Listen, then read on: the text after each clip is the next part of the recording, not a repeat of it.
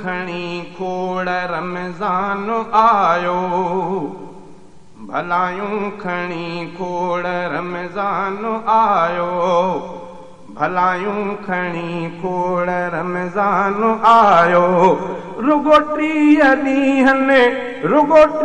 ॾींहनि जो मेहमान आयो, भलायूं खणी खोड़ रमज़ान आयो, भलायूं खणी खोड़ रमज़ान आयो। रुगो 30 ॾींहनि जो मेहमान आयो, भलायूं खणी खोड़ रमज़ान आयो। खुदा जूं असां ते मेहरबानियूं आहिनि, मेहरबानियूं मालिक जूं गणजण जूं नाहिनि। खुदा जूं असां ते मेहरबानियूं आहिनि, मेहरबानियूं मालिक जूं गणजण जूं नाहिनि। ही रमज़ान रब जो थी एहसान आयो, भलायूं खणी खोड़ रमज़ान आयो, भलायूं खणी खोड़ रमज़ान आयो। रुगो 30 ॾींहनि जो मेहमान आयो, भलायूं खणी खोड़ रमज़ान आयो। तरावीहूं ज़िक्रई इबादत हिन में, खुदा जूं वधूं वधे इनायात हिन में। तरावीहूं ज़िक्रई इबादत हिन में, खुदा जूं वधूं वधे इनायात हिन में। बंदन ॾे महीनो ही गुफ़रान आयो, भलायूं खणी खोड़ रमज़ान आयो, भलायूं खणी खोड़ रमज़ान आयो। रुगो 30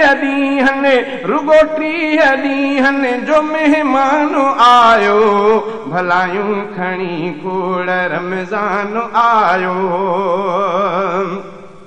सवाबा नफ़िल जो बि फ़र्ज़ जे बराबर, पढ़णु फ़र्ज़ हिकिड़ो मिसाल आहे 70।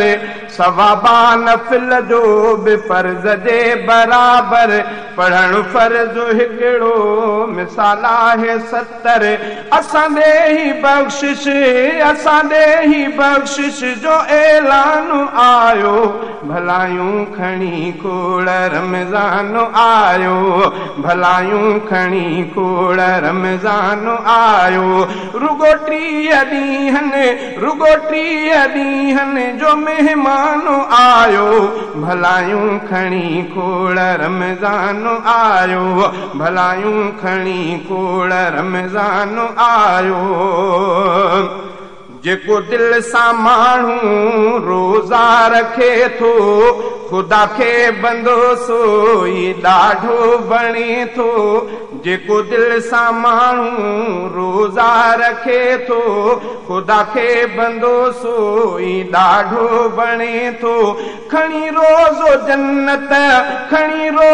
जन्नत जो सामान आयो, भलायूं खणी खोड़ रमज़ान आयो, भलायूं खणी खोड़ रमज़ान आयो। रुगो 30 ॾींहनि जो मेहमान आयो, भलायूं खणी खोड़ रमज़ान आयो, भलायूं खणी खोड़ रमज़ान आयो। ही खामंद को लातीअ जो अर्ज़ा प्यारा, त रोज़ो खुदाई थियो फ़र्ज़ प्यारा। ही खामंद को लातीअ जो अर्ज़ प्यारा, त रोज़ो खुदाई थियो फ़र्ज़ प्यारा। ही रमज़ान दर्दन जो दरमान आयो, भलायूं खणी खोड़ रमज़ान आयो, भलायूं खणी खोड़ रमज़ान आयो। रुगो 30